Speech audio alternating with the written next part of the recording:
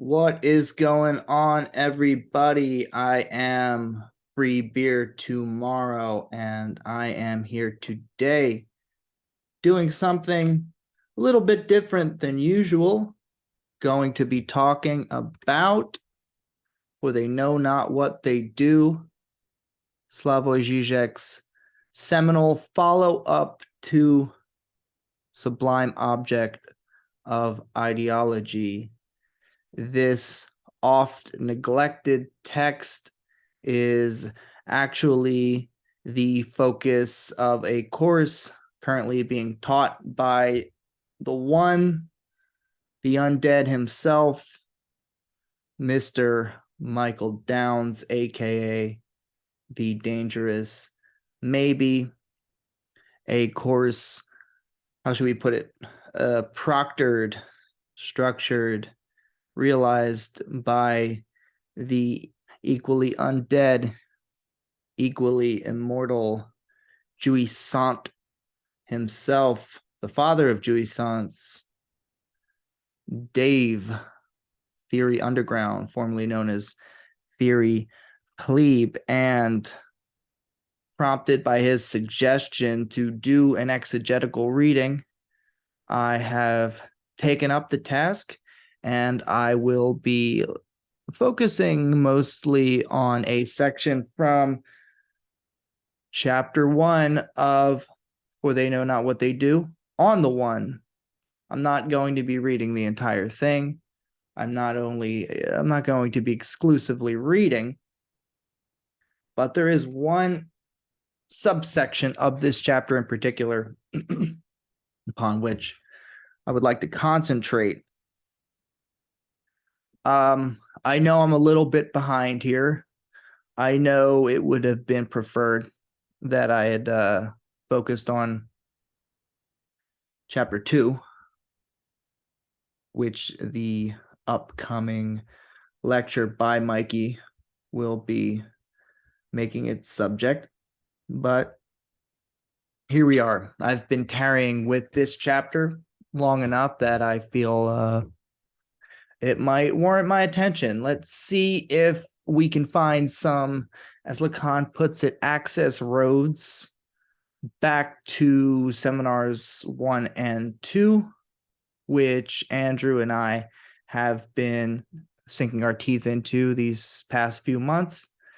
And I want to start my reading with an introduction to, oops, now you know where I get my texts from. Don't tell anybody, but those Palgraves, they run a wage worker quite the pretty penny. So let's take a look at the optical schema from seminar 1.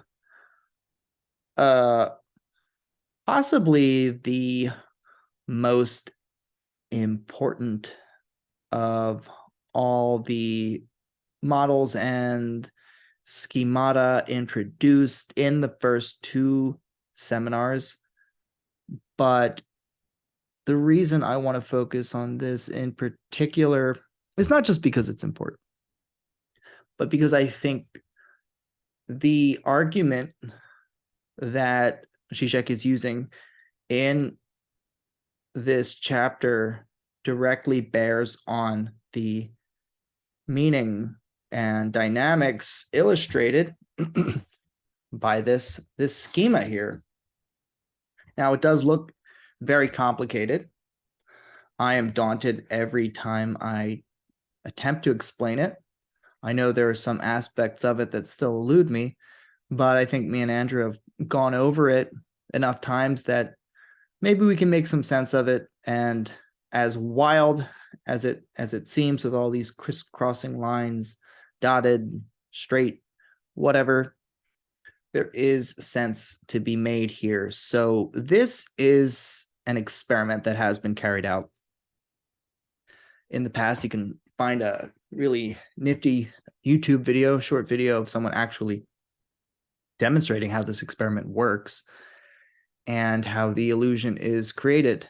And this optical schema is, in fact, just that, the creation of an illusion. An illusion of what?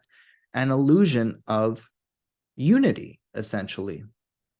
And this experimental illusion acts as the metaphor for the virtual point from which the ego views itself, let's say, how it comes into being, and equally how it risks decomposition. So what are we looking at here? Well, there are different variations on this optical schema. It's worth noting. Sometimes the vase and the flowers are switched. I don't think it matters all that much which one corresponds to the real object and which one is not real.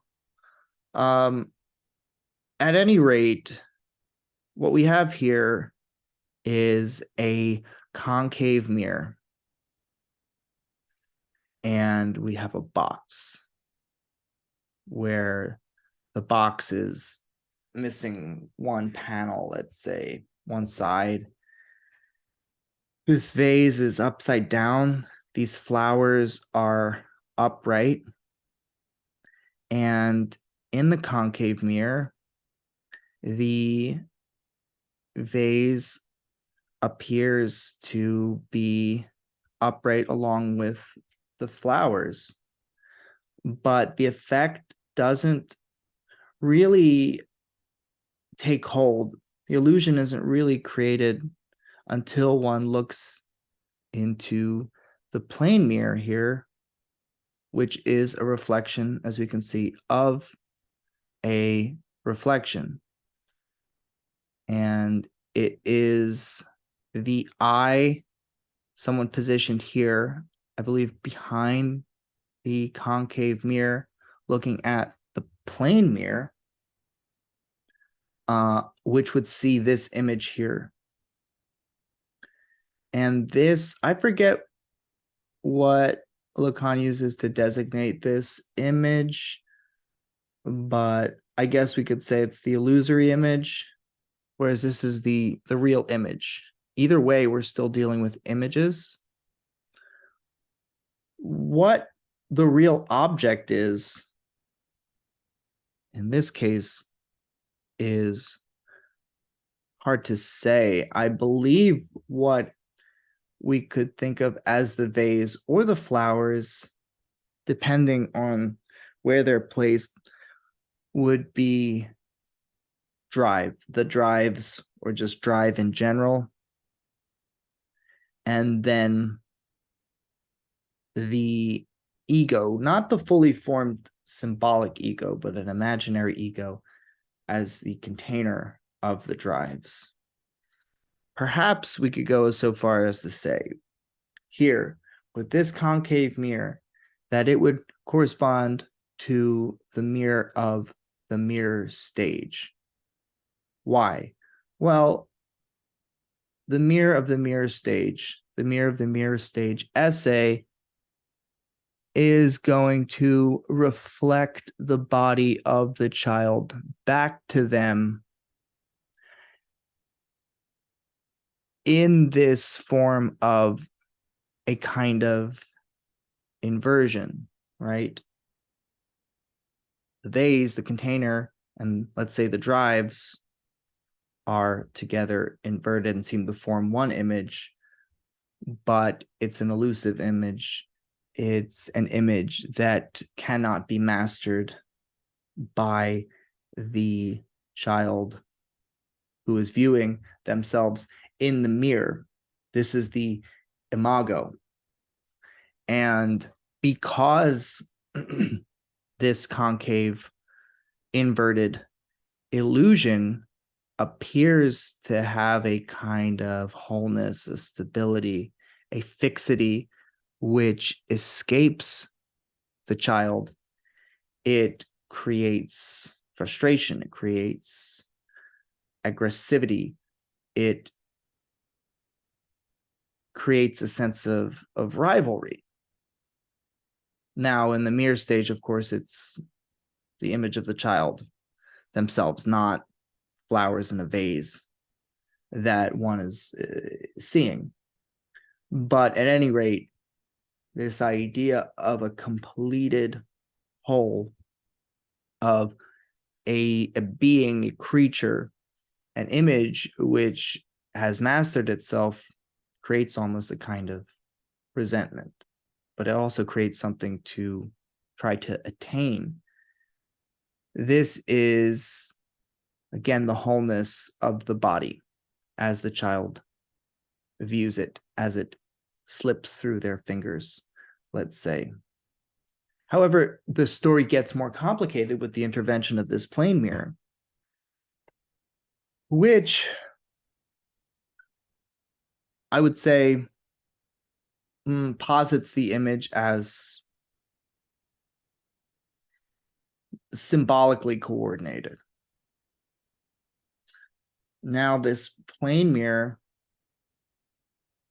seems to, at least in reflecting what's already inverted, imply a terminal point, perhaps, and posit another virtual point from which the subject views themselves.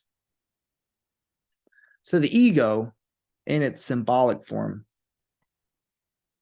is portrayed within this plane mirror.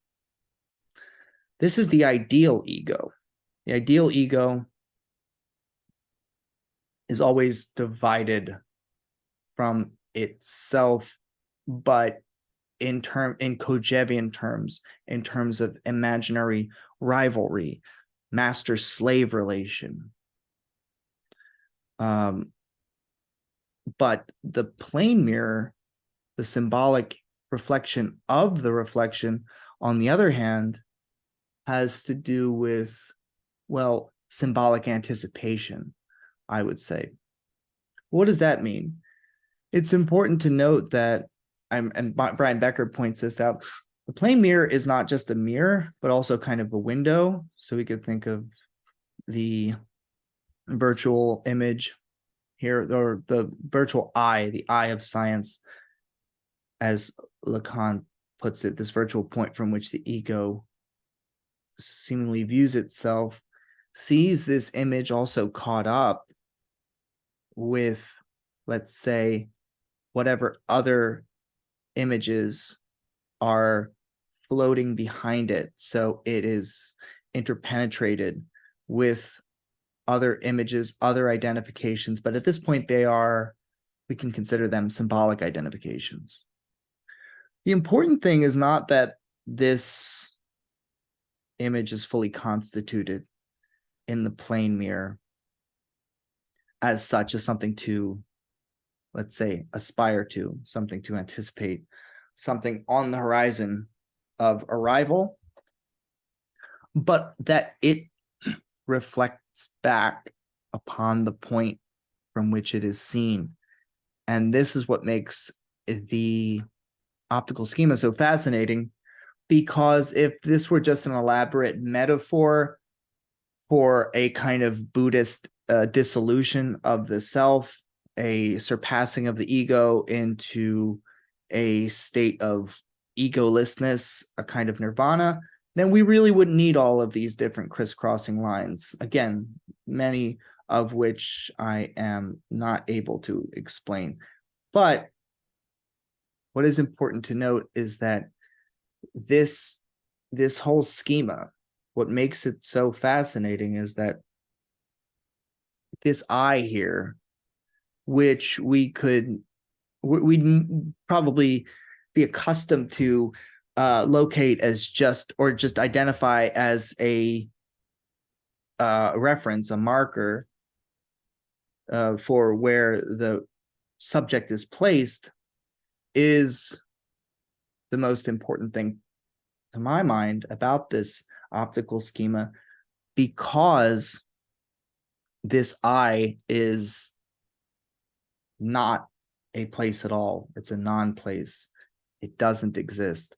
All of this conduces to create a virtual point from which all of the identifications contained in this plane mirror, again, this plane mirror is infused not only with the image of the ideal ego and drives, the ideal ego as, let's say, the container of drives, but the ego ideal, which is intermixed with different symbolic identifications.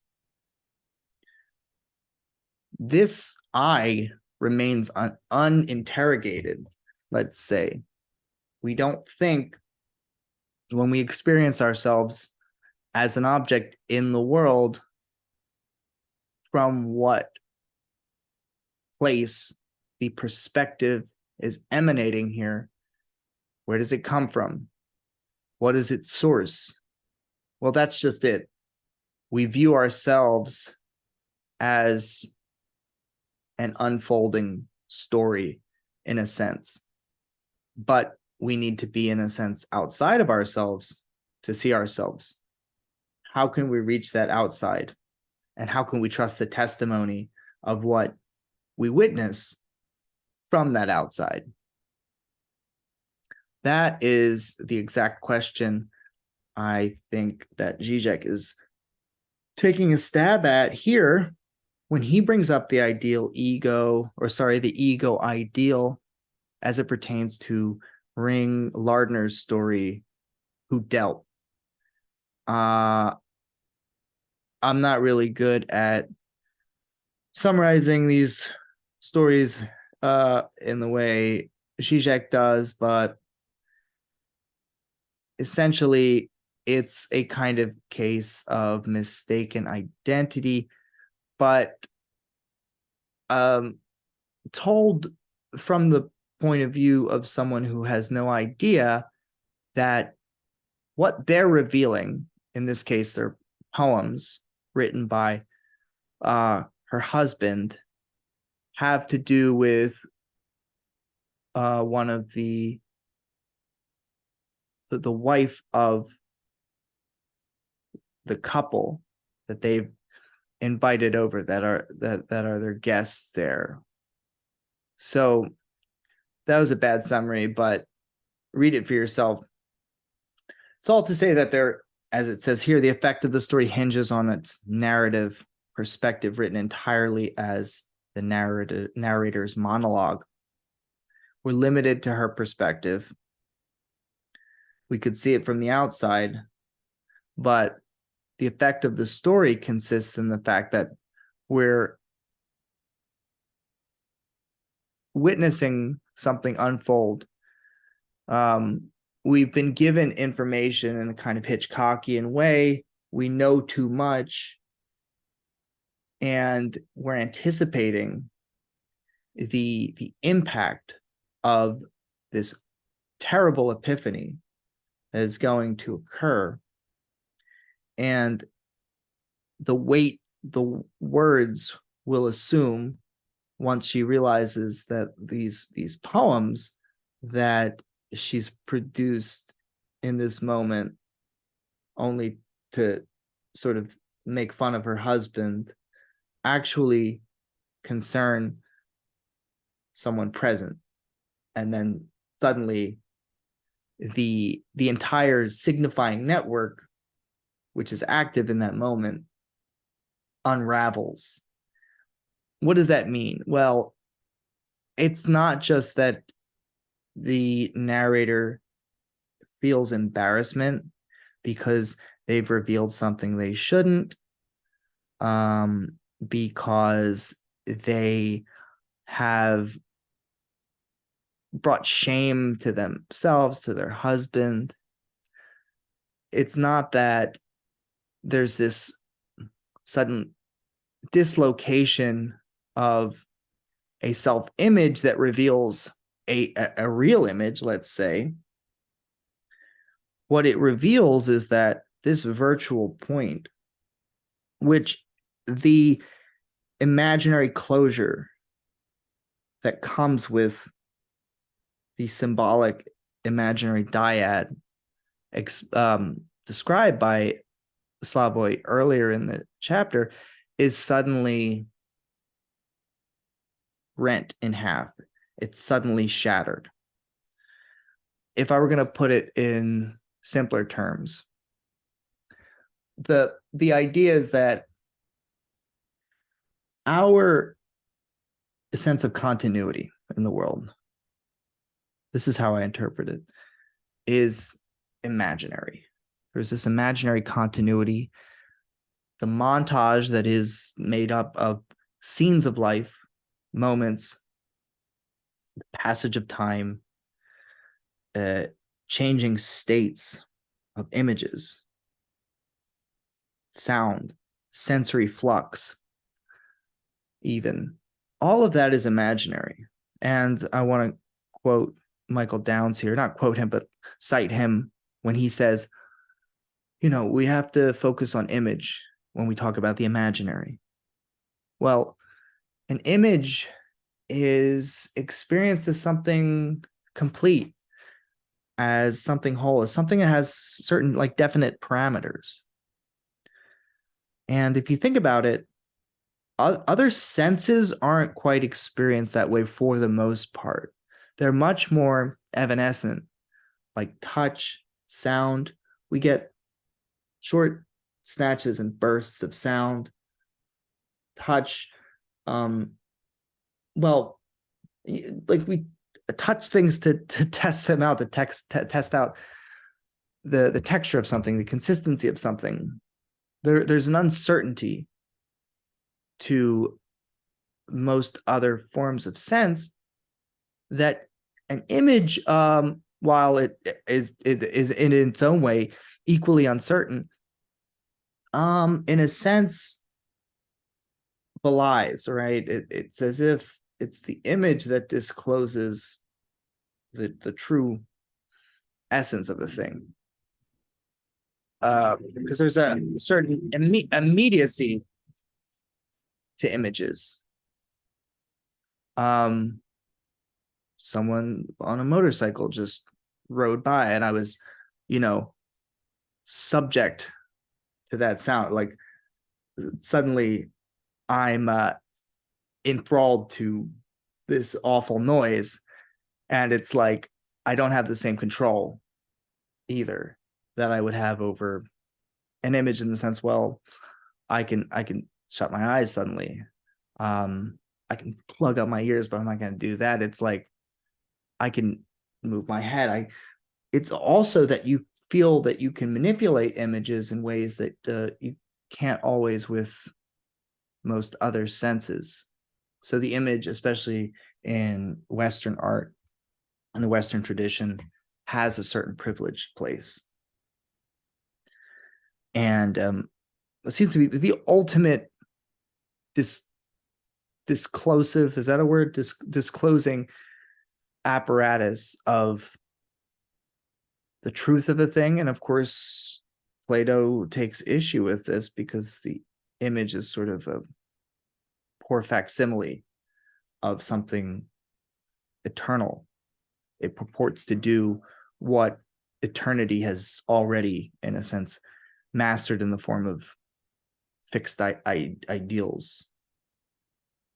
I'm getting off topic here a little bit, but that's how I think of as the imaginary. Now, there are things that happen in life which are traumatic episodes, and these will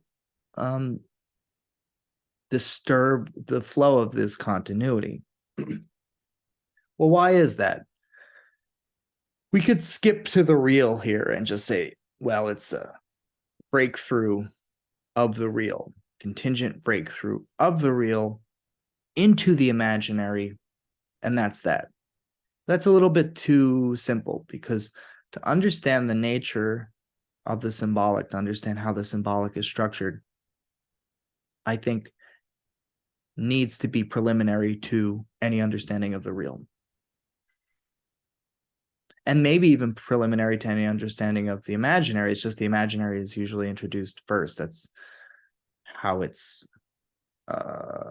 that's the chronology of it, but also the way it's periodized in terms of Lacan's career. But the important thing is that the symbolic ultimately structures the imaginary. The imaginary gives it kind of closure. And then the impasse of the symbolic results in one of these contingent encounters that disturbs the entire network. I would say rearranges the entire signifying network, and in just such a way that the fissure that it cut through the symbolic as it was laid out in that moment, this signifying network as it was composed in that moment, is now reintegrated into it, must be reintegrated into it, even though what that fissure refers to is not this overflow of a substantial reality existing beyond it, which has been masked, which has been distorted, but the void itself. And now this void has come to rearrange elements in just such a way that it's like as if this real fissure becomes constitutive, not just a part of the reality, but what delimits the symbolic in general. This is way abstract, definitely not following the Mikey rule here, which we always define as if it can't be explained after a hard day of work with some beers and at the bar and friends who don't care all that much for philosophy, then it's probably not worthwhile. But we're getting there. So, all right, let's get back to this story, which I did a very poor job of explaining. Let's just say the narrator experiences a devastatingly embarrassing moment in which the person in question was not who she thought it was. The person in question who these poems are referring to, who she thought was a distant lover from her husband's past, who has long since been forgotten, but is actually someone from a much closer point on the timeline. So what happens is in this moment, remember that eye? Let's go back to the optical schema.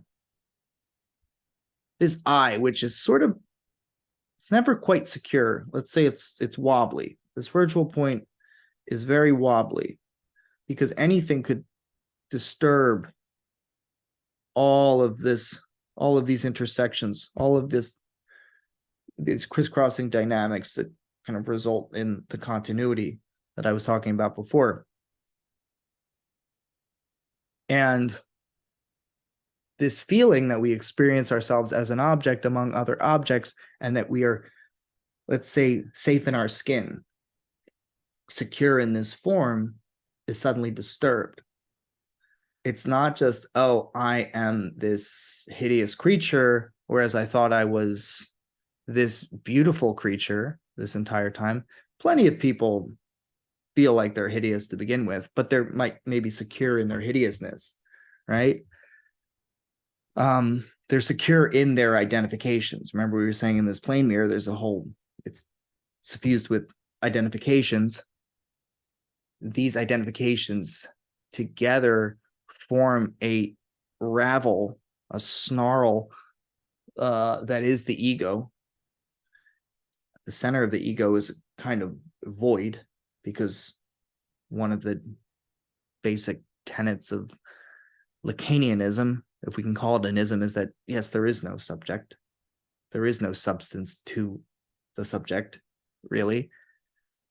That all of these identifications are unraveled, and then this virtual point from which we view ourselves as if, as a subjunctive reality, as if, through which we view ourselves through the gaze of the other, which is a constitutive gaze. It is necessarily through the gaze of the other that one must view themselves, is disturbed, and then the virtual point itself shifts.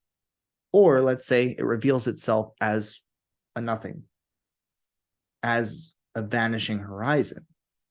And it's this experience which is so deeply disturbing. Rattling to the point that one must work at reconstituting an entire life after moments like this, right? Everyone's experienced these traumatic moments because the symbolic network itself needs rearrangement. And these can be fruitful moments because one forms new identifications.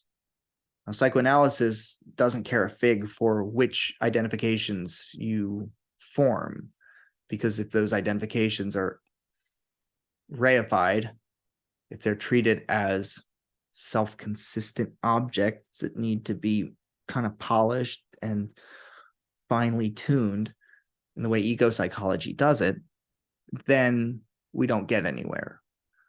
But the configuration of all of the different mirrored images that make up the ego are very important. The grammar of them, the syntax of them. This is the symbolic network. Remember, or the symbolic order, the signifying network. It has nothing to do with the content of identifications. Content doesn't matter so much as what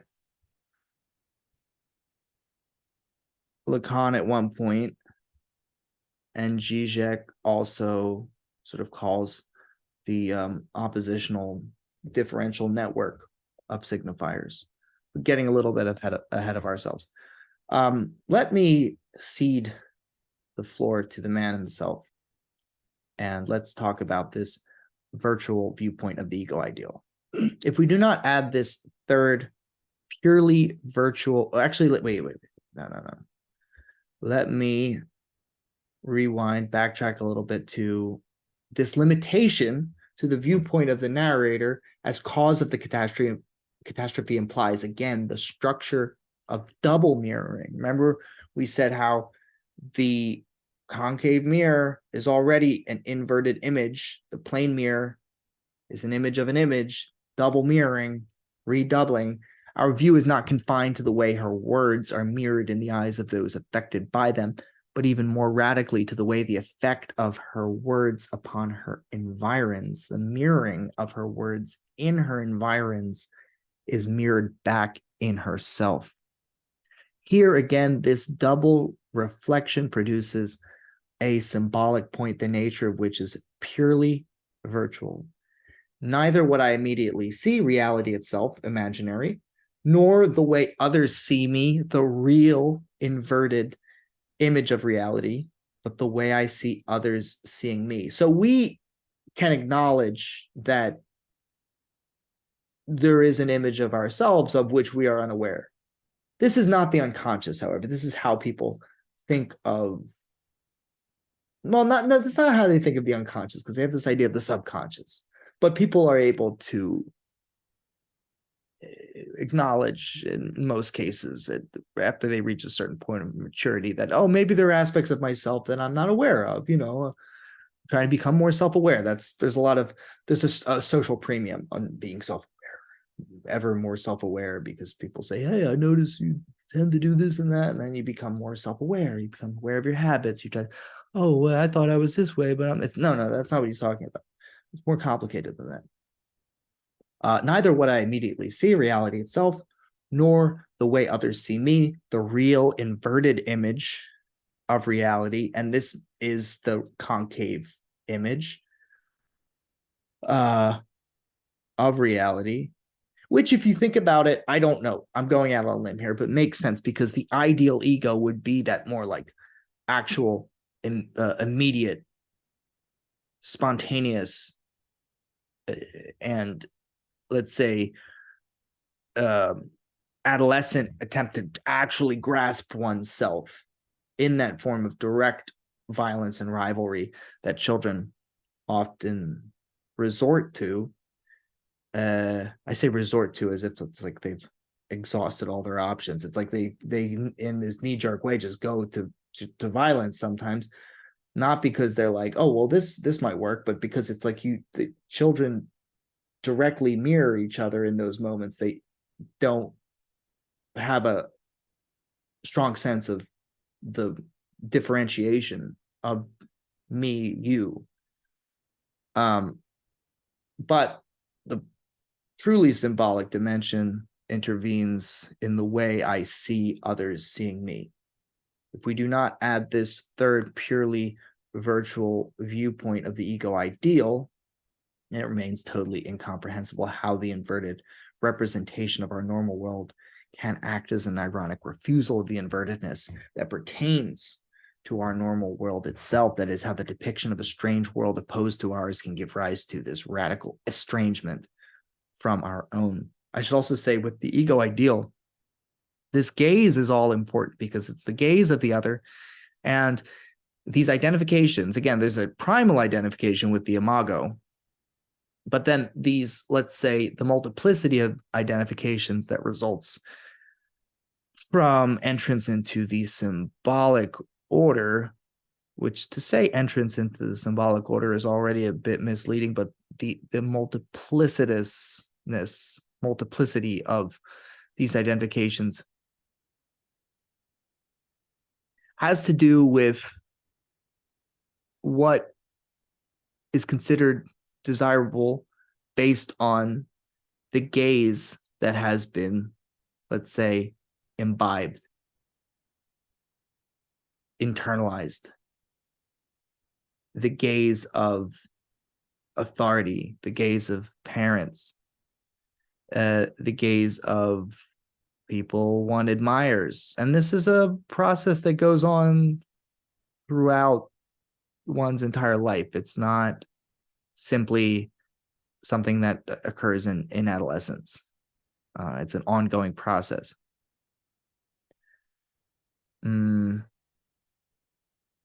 So the key to the efficacy of Lardner's story is that by means of such double mirroring, we, its readers, are set up in the position of the narrator's ego ideal. We are capable of locating her self-infatuated prattle in its intersubjective context, and thus taking notice of its catastrophic effects. In Hegelese, we, the readers, are her in itself or for us. So, because we understand this intersubjective context, we get to the coordinates of the subject itself outside of the ego. And Lacan is at such pains to distinguish ego from subject, especially in Seminar 2, because they can be conflated or seen as dyadically connected in some sense, which they are not. Subject is introduced by language. It's the byproduct of language itself. The ego, while it has to do with language, is initially this process of introjection and projection, of taking in what's good, rejecting what's bad. It's like kind of layering that involves an attempt to master one's world, but not from the position of someone who is fully constituted as who they are, from the position of one upon whom or for whom mastery is everything. Mastery is everything because one, by turns, is constantly shifting between slave and master, dominant and dominated. And if you think about Fort Da, if you think about the child playing with the toy that's at the end of the reel and throwing it over their crib and pulling it back and saying, here, gone, to simulate the departure and return of the mother, one is trying to actually, in a sense, capture this process of endlessly alternating between a position of supposed mastery, which once reached is immediately forfeited because it's an imaginary point, because in some sense the master is completely dependent upon the slave, to the same extent that the slave is dependent upon the master. And it's like the only way to gain mastery over this direct one-to-one corresponding mirror inversion is to introduce the dimension of the symbol that, in a sense, encapsulates that process, but by no means gets us beyond it. The imaginary actually intervenes at this point to give closure, right? So if you think about it, the imaginary is, in a sense, an après coup and after the fact reality, even though it is always described as occurring beforehand, occurring before the advent of the symbolic. And this is why there's an imaginary reflection into the symbolic. And this is what Zizek is attempting in so many ways to describe, that, remember, with the Athale passage from the play Athale, in that passage we are given our own kind of imaginary closure as readers, just as the author, the protagonist is, in this sort of this fear that conquers all other fears. It quilts all other fears. It puts other fears into perspective. And what am I describing here but a kind of retroactivity, going back to the beginning?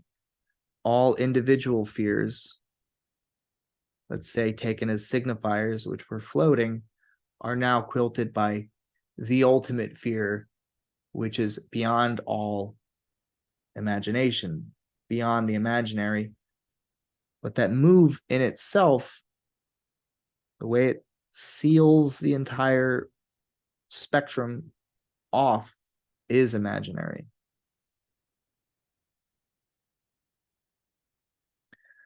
So let's skip ahead to a little bit past the quilting point, which I know we've all talked about ad nauseum, and rightfully so, because it is very controversial. What relationship is there between the master signifier and the point de capiton and the quilting point? This reversal, this inversion, something which is purely pertains to the structure of a thing or the unfolding of its process, which at first appears only to be what facilitates production in some sense, what keeps things in motion. It's necessary. How does that become inscribed into the product itself, or in some sense become posited as the end goal? This is the question, friends. Well, the answer is a signifier represents the subject for another signifier. An attentive reader of Lacan will have noted how, apropos of the fear of God as quilting point, he produces the formula of general equivalent. The fear of God springs up as the general equivalent of all fears. All fears are exchanged against what is called the fear of God. Do we not consequently encounter here the very logic which is at work in the dialectic of the commodity form when Marx infers the appearance of money, the general equivalent of all commodities? The moment all commodities are exchangeable against money, the moment their value, their universal dimension, is incarnated in a sole commodity, all other commodities undergo a transubstantiation and start to function as the appearance of the universal value embodied in money, as with religion, where all fears start to function as the appearance of the fear of God. We mention this homology since the succession of the forms of value in the Marxian analysis of commodity provides the conceptual tools enabling us to clarify what at first sight at least cannot but appear as a confusion, a contradiction even, in the Lacanian formula of the signifier, that which represents the subject for another signifier. Which of these two signifiers is namely S1, the master signifier, and which S2, the chain of knowledge? If we rely on the doxa, the answer seems clear. S1 represents the subject for S2, the chain of signifiers which includes it. Yet, in a passage of what is probably the crucial text of Ecrit, subversion of the subject and dialectic of desire, Lacan univocally avers the exact opposite. A signifier is that which represents the subject for another signifier. The signifier will therefore be the signifier for which all other signifiers represent the subject. That is to say, in the absence of this signifier, all the other signifiers do not represent anything, since something is represented only for something else.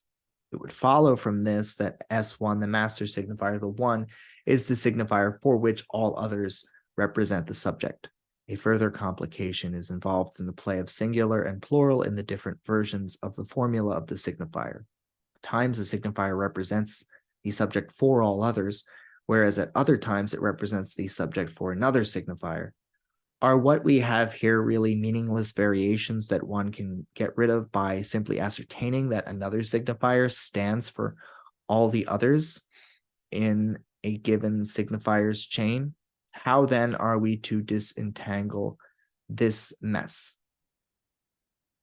He's also asking the question of how does the particular stand in relation to the universal, which is an eternal philosophical question going all the way back to Plato. And it's even brought up in some form, I would say, in the Parmenides dialogue, right? The third man argument, where, if I recall it correctly, it's like with the third man argument, Parmenides counters Socrates, well, Plato using Socrates as a mouthpiece, Plato's theory of the forms, and saying, well, both the particular and its form, which is supposed to be universal, would both have to participate in a third element in order to derive their essences, and then and so on, right? That's how I remember the argument. So it's like, how is it that the universal master signifier is dependent on the chain of signifiers to an extent, but the chain of signifiers derives its authority the binding sort of potency of its productive output upon a master signifier, right? Because a master signifier is always like the authority by which individual signifiers form a chain, unfold. But it's like, well, signifier is going to signify no matter what, right? Or not.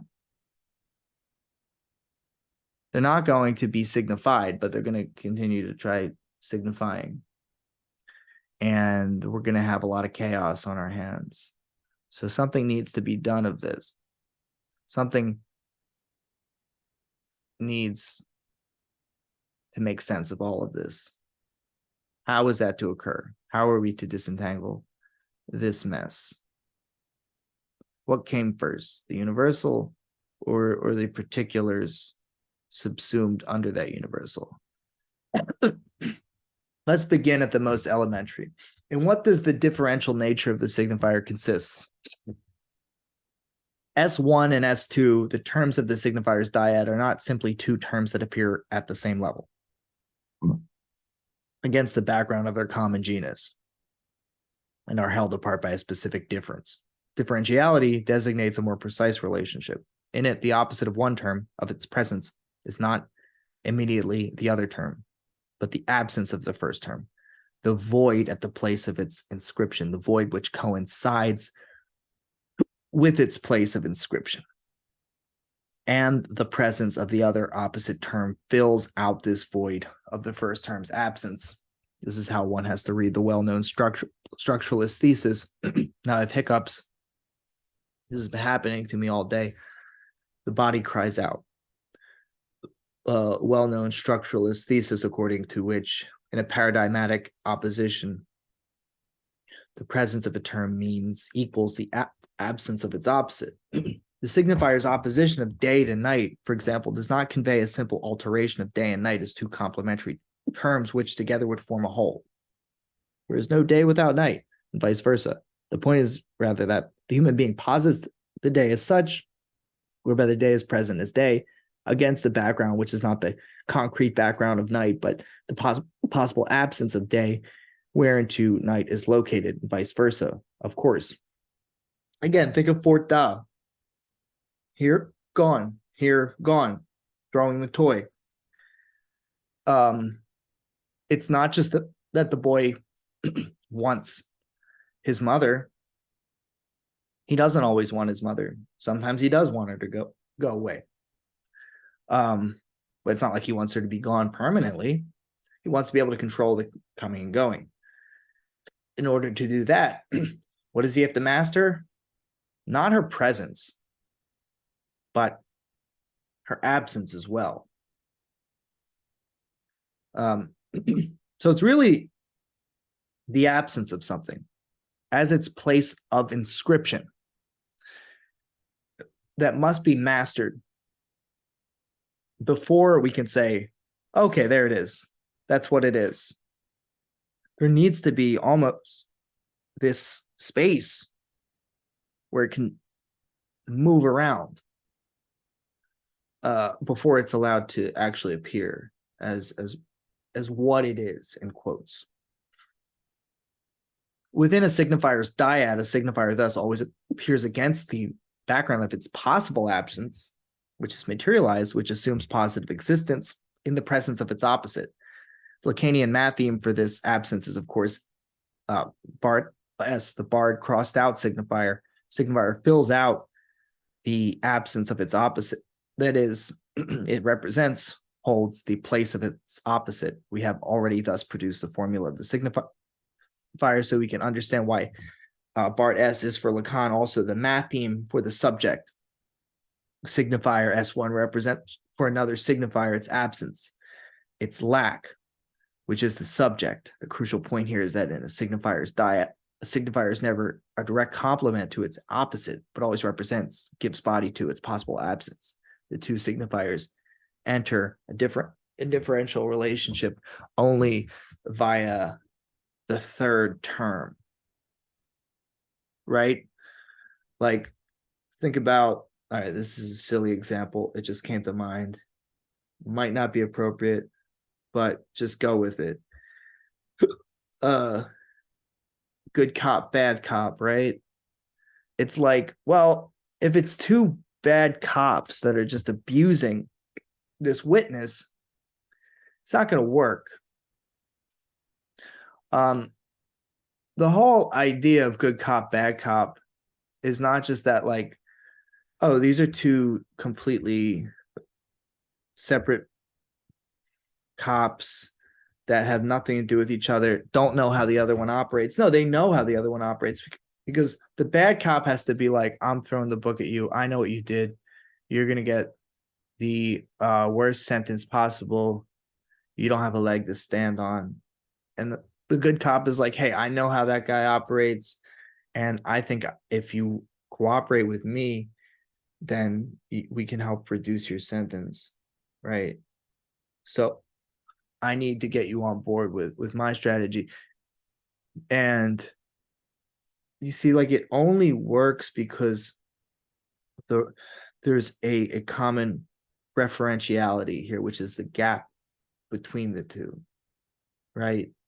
It's like suddenly the good cop, who in other circumstances wouldn't seem good at all, he's also trying to lock you up, but he's trying to like work with you supposedly, but someone who's trying to imprison you is never a good person by my estimation. But in contrast to the bad cop, he is, right? And it's like, that's the contrast right there is exactly what he's highlighting. But what I'm saying is that these aren't two, even though the name would imply that like we're dealing with two opposed entities, we're dealing with one character in the dyad who depends for the effect of their words on the possible absence of the other. I don't know if that made sense, but maybe you got something from that. I don't know. Rework that one day.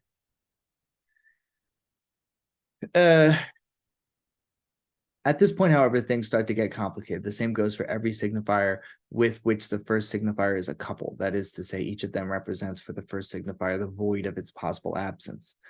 The subject. See, that's what I'm saying. It's like the void of it, the void of its possible absence. I can make that guy go away if you cooperate with me. In other words, at the beginning, there is no master signifier, since any signifier can assume the role of the master signifier if its eventual function becomes to represent a subject for another signifier.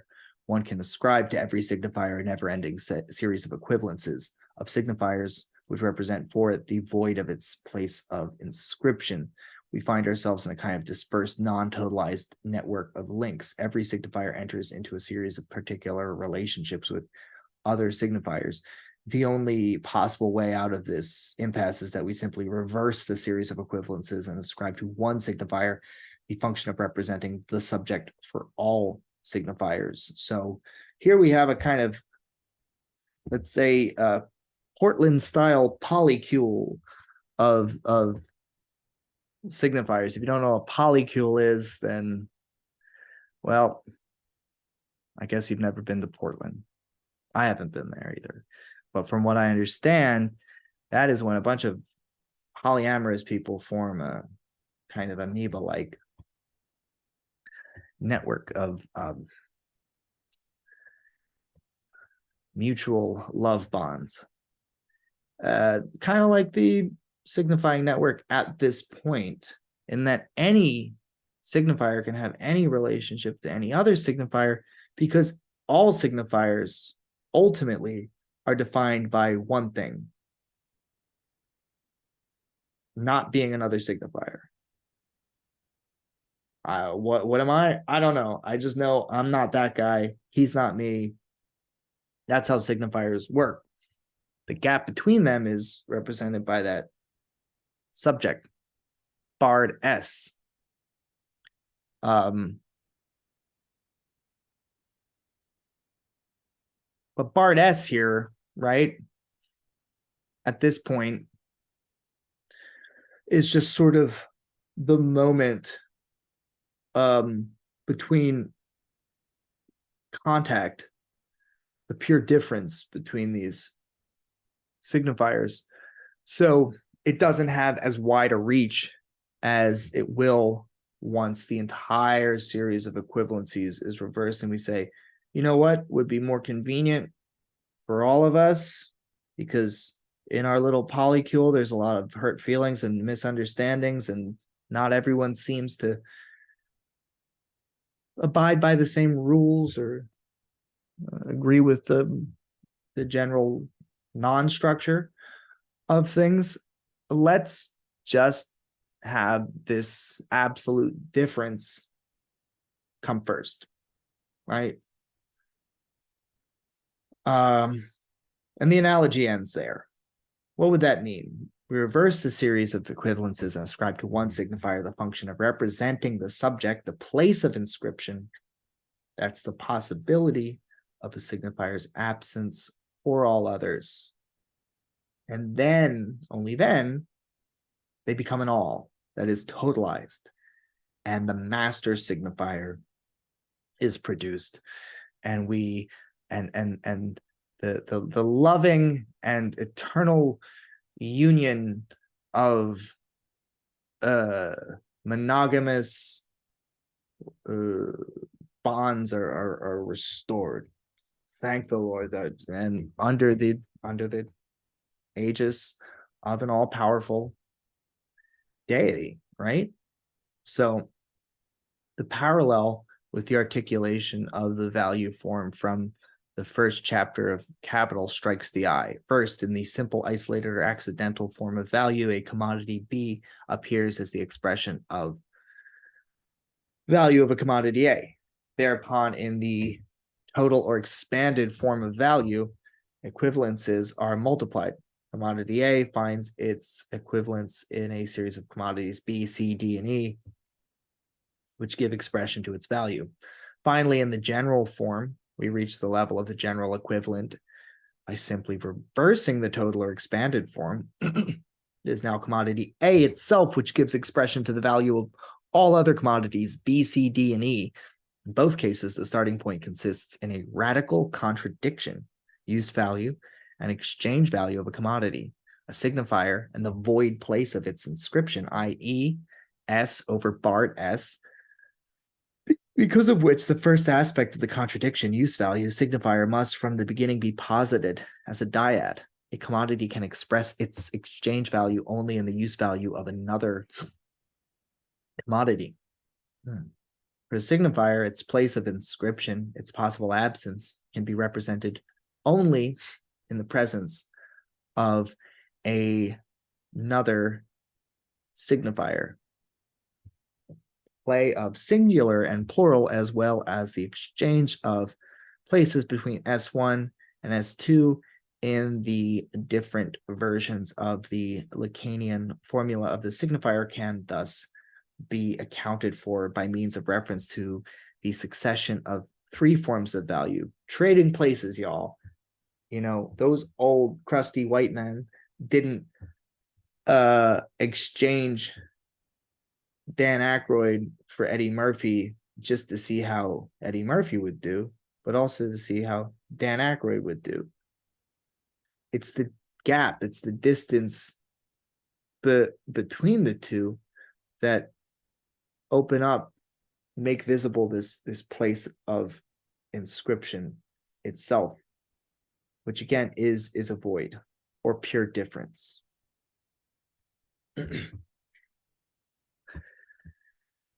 One, all right, three forms of value. One, the simple form. For a signifier, another signifier represents the subject, i.e., a signifier represents the subject for another signifier, end of story, but it's not the end of the story. Two, the expanded form.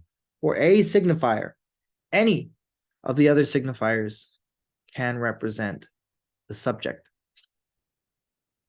The general form. A1 signifier represents the subject for all other signifiers. You start with a signifier, U. you represent or for you, another signifier represents the subject.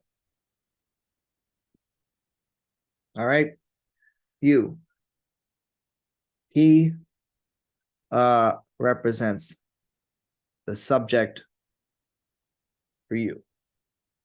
Okay, that guy. Expanded form for a signifier. Listen here. For you, any of the other signifiers, anybody here represents the subject. All right, in the general form, a signifier 1 represents the subject for all other signifiers. When we say any one signifier, but then we go for, now we're talking all. The turning point, of course, is the passage from 2 to 3, from expanded to general form. Apparently, it only reverses the relationship. Instead of any signifier representing the subject for one signifier, we obtain one signifier representing the subject for all others. Remember, even at the second level, we have multiple signifiers. We have the possibility of many different signifiers filling the role of the subject's representation, but it's still any one signifier. So as a collective, signifiers have not yet been cordoned off.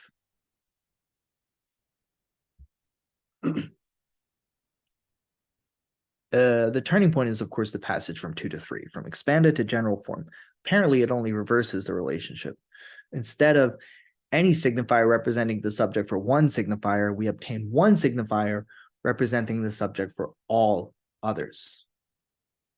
Whereas it actually shifts the entire economy of representation by introducing an additional reflective dimension.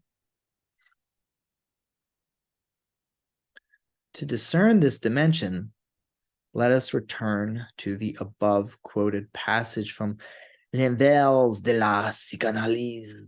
In its continuation, Lacan says that the subject is simultaneously represented and not represented, since at this level, that is in our Marxian reading at the level of the expanded form, where there is as yet no master signifier stricto sensu, something remains concealed in the relationship to this same signifier. This oscillation between representation and non-representation points towards the ultimate failure of the subject's signifying representation. The subject has no proper signifier which would fully represent it. Every signifying representation is a misrepresentation, which, however, imperceptibly always already displaces, distorts the subject. Is precisely this irreducible failure of the signifying representation which elicits the passage from simple into expanded form. So the naive hope at the stage of the simple form is that I'm a signifier, another signifier will come along and represent the subject for me. It will represent this place of inscription. It will represent my possible absence. By representing my possible absence, give body to a kind my being, in a sense. Which is, it's starting to occur to me now that what I thought was the grand discovery of Lacan here, which is, absence preceding presence, is not as insightful as the real discovery of the subject, the signifier representing the subject for another signifier, in that, okay, the coming and going of an object, its materialization, dematerialization, well, that is already captured within the play of notions we get from Buddhism, especially Western Buddhism. So that's not so profound as this notion, okay, I'm a signifier.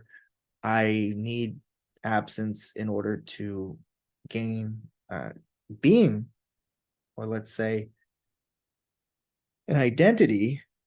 What's going to provide that necessary absence for me to carve out a place for myself? Let's say to find my other half, that the other half of the signifier would contour the empty space, right? That would give me a possible complementary shape. But it's the failure of the signifier to not even really perfectly carve out this place of inscription, right? Am I overthinking this? Am I crazy here, or is it like fully represented? Every representation is a misrepresentation. A full representation of a signifier would include both its presence and absence. It would allow it to be a dyad. It would allow it to be a binary signifier in and of itself. But the binary signifier doesn't exist. What's the binary signifier? The yin and yang, black and white, fullness and emptiness combined. No, that's the thing. The signifier can't even be fully full nor fully nothing. It's somewhere between something and nothing. It's caught between its being a thing and not being a thing. And the other signifier, which would theoretically relieve it of being at this liminal point, never really comes along. So hence the chain of S2s, hence the chain of production, endless continuation of the search for the signifier. But in some sense, the whole game is called off. It becomes just too frustrating. So this impossibility itself needs to be represented beforehand, and then maybe gains its power. It becomes available as a kind of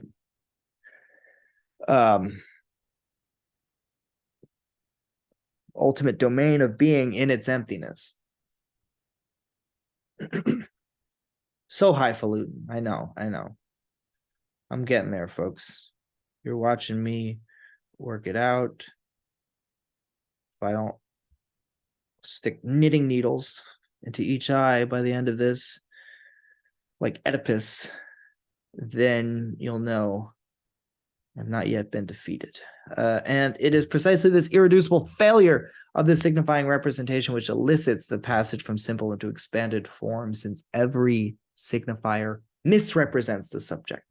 The movement of representation goes on to the next signifier in search of an ultimate proper signifier, the result of which is a non-totalized bad infinity of signifying representations. The crucial point, however, is that the signifier which, with the emergence of the general form, is posited as the general equivalent, representing the subject for all others, is not the finally found proper signifier, a representation which is not a misrepresentation. It does not represent the subject at the same level, within the same logical space as the others, the any of the others. The signifier is, on the contrary, a reflective one.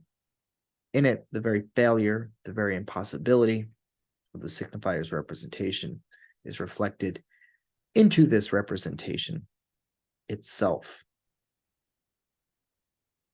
In other words, this paradoxical signifier represents, gives body to the very impossibility of the subject's signifying representation. To resort to the worn out Lacanian formula, I always love when he says these things, because a lot of people, especially in the West, were being introduced to Lacan, say a majority of them, through Zizek, maybe this text wasn't as well read. I don't know when it was first published in America or in the Anglosphere, but it's just funny to be introduced to Lacan and be told that one of these formulas, which is going to strike the eye as truly intellectually radical, is by then already worn out. It functions as a signifier of the lack of the signifier, as the place of the reflective inversion of the lacking signifier into the signifier of the lack. Ladies and gentlemen, what a beautiful moment. We've reached our crescendo. The inversion of the lacking signifier into the signifier of the lack. This reflective signifier totalizes the battery of all others, makes out of them a totality of all the others. That's the thing. They weren't an all. This is the sleight of hand that occurs between the expanded form and the general form. And I think it's easy to miss the giant leap from any to all, which is, you think, well, yeah, sure, any of the other signifiers, that's an all. There were a bunch of other signifiers. But no, there wasn't. That's the thing. This is what makes any interesting. Like, there was and there wasn't. Any would imply that, yes, there's more than one, but they can't be said to be an all of the others. We can't say that they're an all until we get to the general form. And that's where the reflective inversion becomes effective. Because that all, which we accept as, oh, right, yeah, there was always an all, it is what, I can't edit this. It is the result of this reflection back into itself. This reflective signifier totalizes the battery of all others, makes out of them a totality of all the others. We could say that all signifiers represent the subject, for the signifier which in advance represents for them their own ultimate failure and is precisely as such as the representation of the failure of representation, closer to the subject than all the others. Since the Lacanian subject of the signifier is not a positive substantial entity persisting outside of the series of its representations, it coincides with its own impossibility. It is the nothing but the void opened up by the failure of its representations. But it's a relieving representation. You could say it sets in relief all of the signifiers it encompasses. It almost shoulders the burden of impossibility, and then creates the illusion that signifiers mean something, have a direct correspondence with objects in the world, or at least a second order of meaning that refers to those objects. The logic of this vicious circle is actually that of the old theological formula: you would not be looking for me if you had not already found me.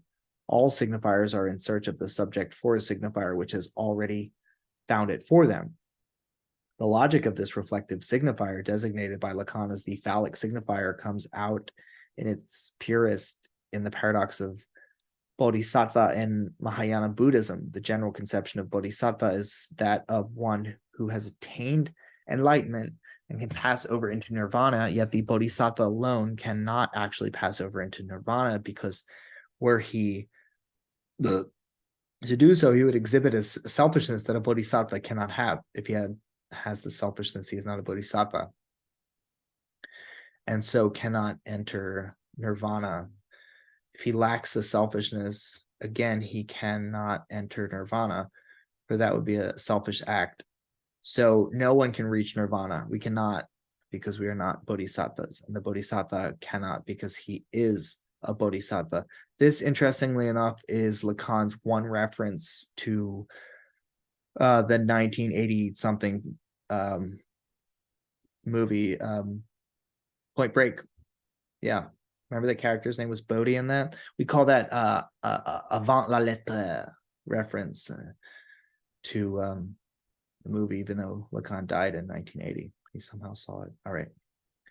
Joke ends there, Nick. All right.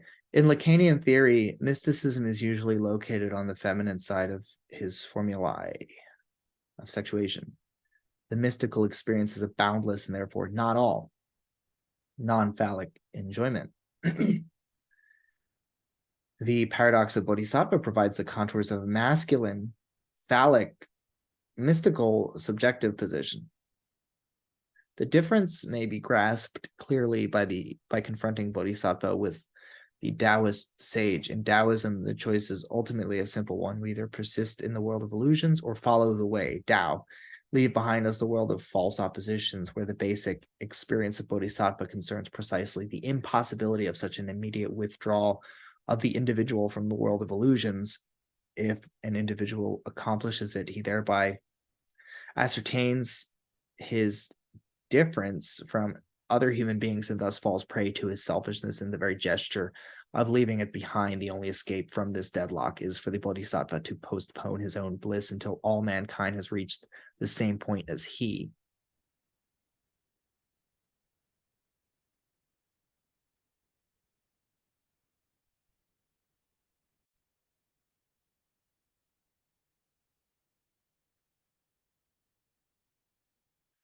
This way, the Taoists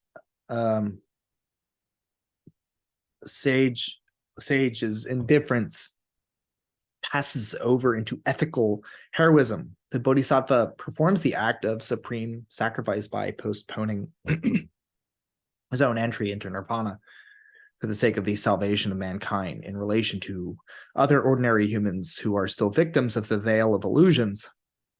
The Bodhisattva functions as a reflective phallic element. He does not represent liberation stepping out of the world of illusions, but not he does represent liberation stepping out of the world of illusions, but not immediately like the Taoist sage. Rather, he embodies the very impossibility of the individual's immediate liberation in opposition to other ordinary human beings. Liberation, the passage into nirvana, is already present in him, but as a pure possibility, which must forever remain postponed. The parallel with the Marxian analysis, the Bodhisattva example has never quite appealed to me, but the idea of this impossibility of attaining meaning or the pure consummated Taoist enlightened position as postponement, yeah, it makes sense. It opens up this gap, right? And creates an all, right? Because it introduces the collective of all the members of humanity into the picture. But I think this part's more interesting. The parallel with the Marxian analysis of the value form can be prolonged a step further. With Marx, the general form itself has two stages. First, the commodity which serves as general equivalent is the one which is most often exchanged, which has the greatest use values, furs, corn, and so on. Then the relationship is inverted, and the role of general equivalent is taken over by a commodity with no use value, or at least with negligible use value, money, the money form. Following the same logic, the general form of the signifying equivalence signifier represents the subject for all of the other signifiers could be supplemented by its inversion, precisely that found in the above quoted passage from Subversion of the Subject. The money form, a one signifier for which all other signifiers represent the subject. Let's read that again. The money form, a one signifier for which all other signifiers represent the subject, the place of inscription. Let's think about that as the place of inscription. This word subject can be misleading, so important, but it can be misleading if we get lured into thinking we know what we're talking about. For whom is something addressed? To who is a letter sent?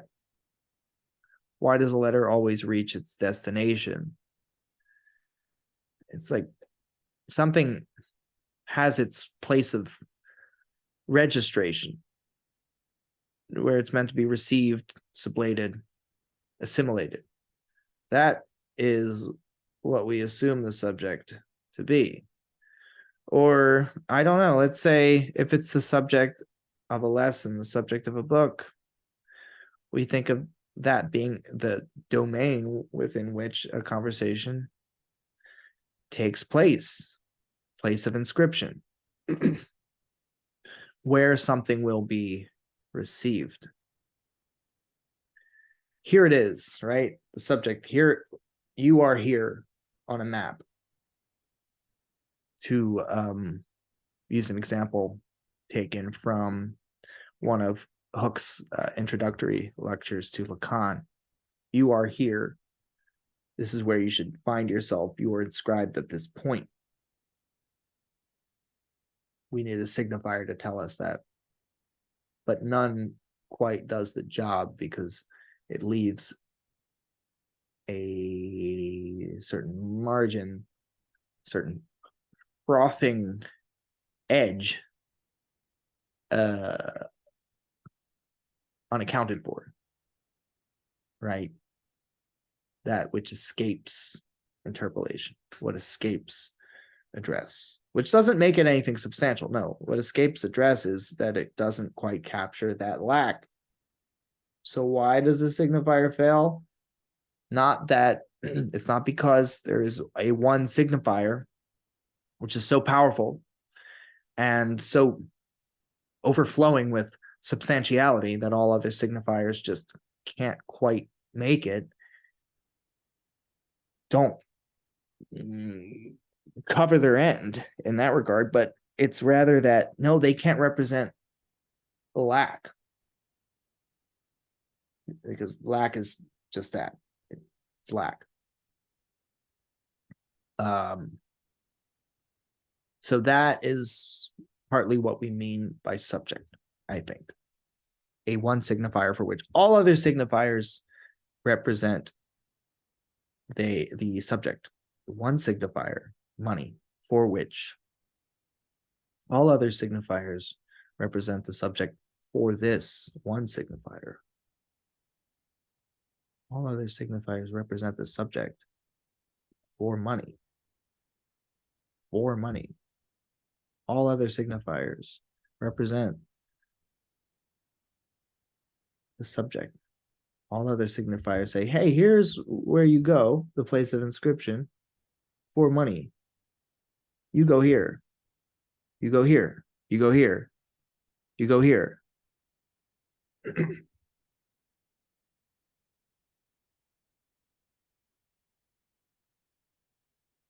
But conversely, money says, you commodity, go here. You commodity, go here. This is where you're placed. You pair up with this person. You go with the, yeah. Where the crucial point is the difference between this form and the expanded form.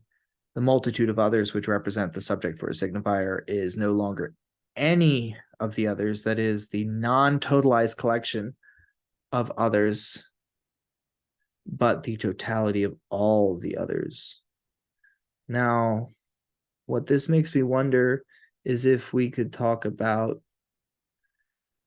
the phallic all, which is totalized, but only on account of one exception, versus the non-all, which is feminine, and non-totalizable, but for which there is no exception. At the level of the expanded form, I think we're at the feminine non-all, because this any is not all yet. Yu-Gi-Oh cards. That's an example that I'm not going to unpack right now, that Zizek uses in a lecture. Versus chess. It's not chess. It's not chess, not checkers. It's chess, not Yu-Gi-Oh cards. And that's no slight to Yu-Gi-Oh cards. A general form, the signifier represents the subject for all other signifiers. Now we're at the chess level. But A1 signifier is the exceptional signifier, right? It's the exception that proves the rule, that binds all together, right? I don't know. I really don't know. Okay.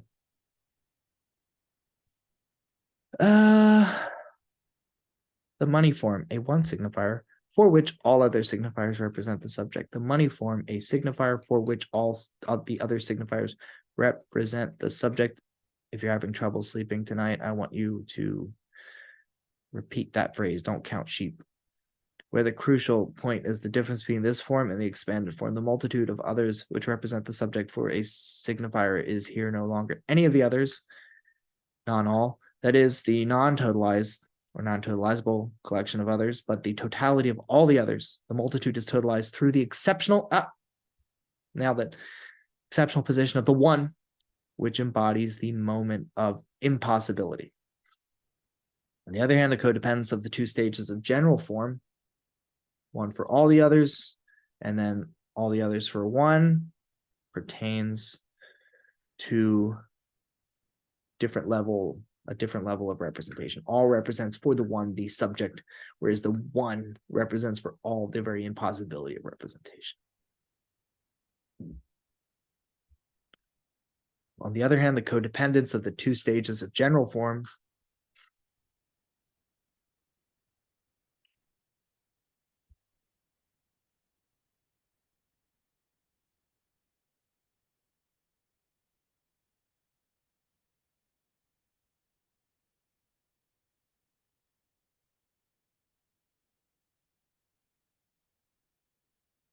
Wait, but he's talking about the general form versus the money form.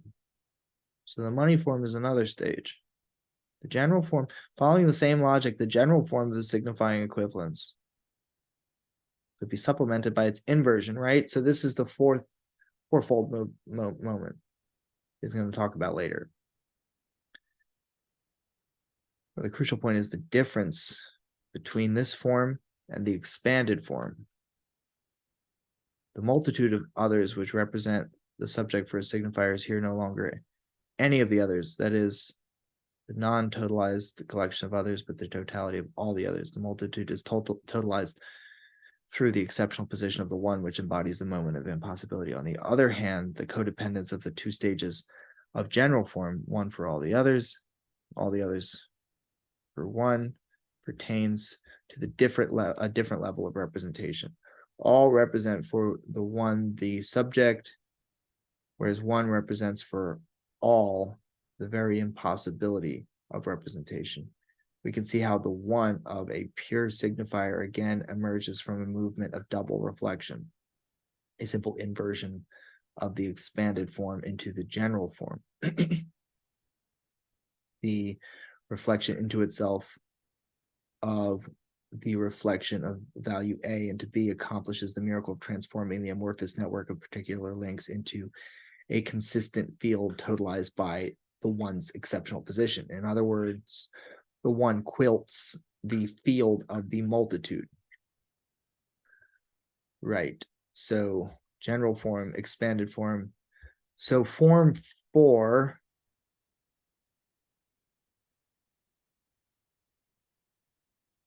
which is where we get all, the proper all the signifiers, where we can legitimately refer to all of the signifiers, isn't just a fourth moment, but is the reflection of the double reflection, the expanded form, into the general form.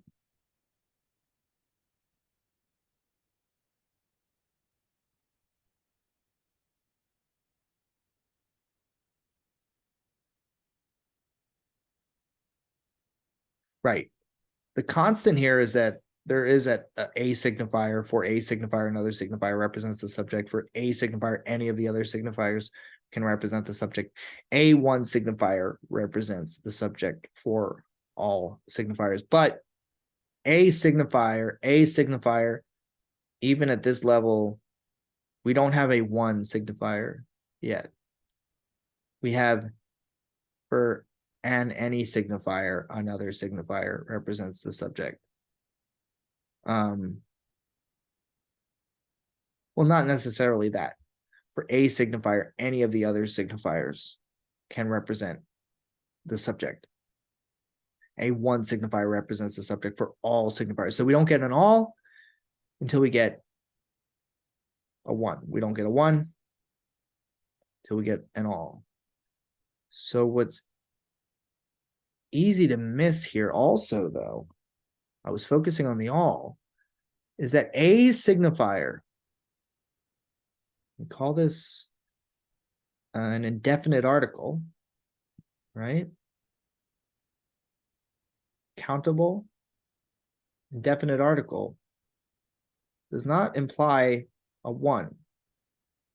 It implies a particular signifier, but not a one. There's a difference.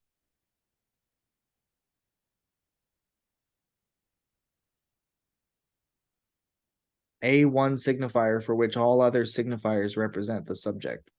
A one signifier for which all the other signifiers represent the subject.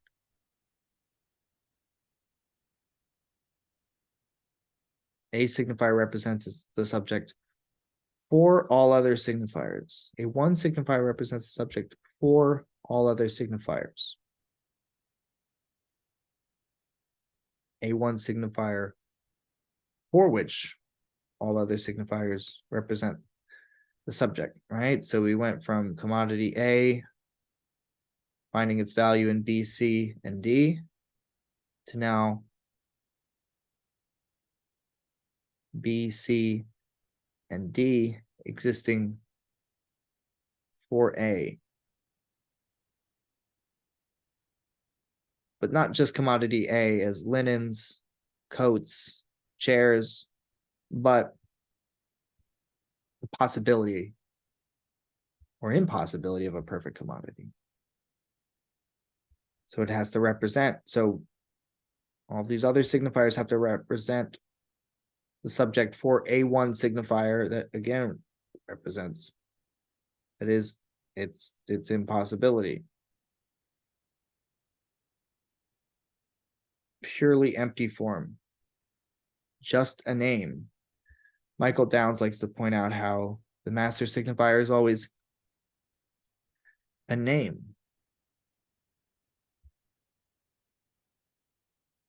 Commodities exist for money to continue to circulate, even though money existed initially as a purely formal mechanism, lubricating, suggestive word, lubricating the process of, well, commodity exchange,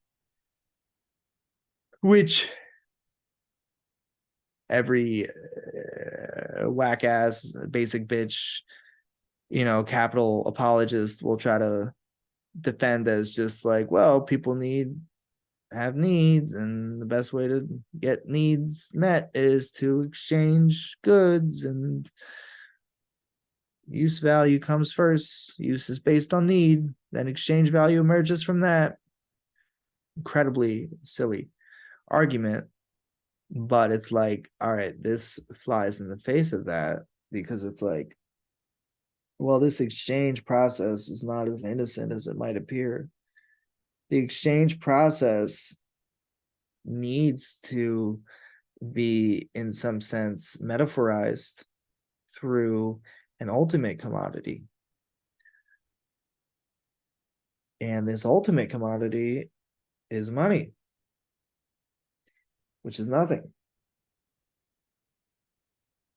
which essentializes the nothing of the exchange process, which is the purely formal mechanism representing itself, right? It becomes the ultimate place of inscription. But it has no substantiality. But what is it? First a subject, then a substance, right? Or is it first a substance, then a subject? What does he say a little bit later on? I like the way he puts it a little bit later on here. Something about how is it that a purely structural, textual process becomes inscribed into the immanence of something. I'm almost finished here. The immanence of a field of meaning.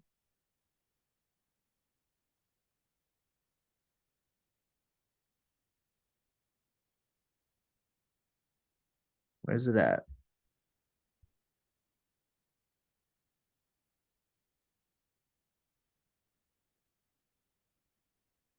This is why you shouldn't wing these, folks.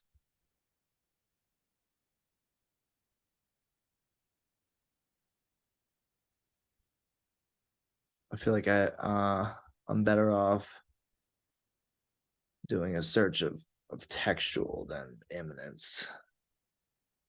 We do love our immanence. Nothing.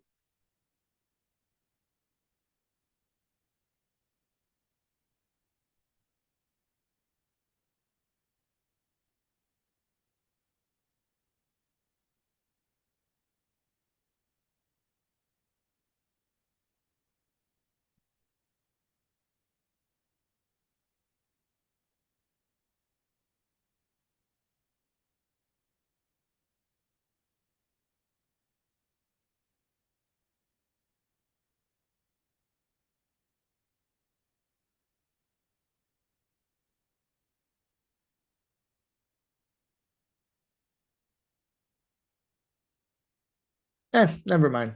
That's all I have in me right now. Hope that wasn't too nonsensical. Usual, got a lot wrong, but I gave it a try, and at best, my misreadings, my abstruse explanations, hopefully resulted in some productive misreadings, which is what we're really looking for. Not sticking to the letter of everything being said in a given text. You can see how the eye of science in that optical schema, let me just leave you on that, is exactly like money in this sense, in that this entire process, although it produces the eye as a kind of byproduct,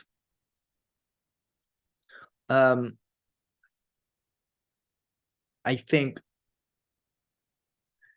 it becomes the one for which this whole process unfolds, just as like the whole world seems to unfold or elaborate itself for us, for our gaze, even though our gaze is only generated as a like a not even byproduct, I want to say like waste product of this interaction between signifiers in this differential network. It's a by the way phenomenon.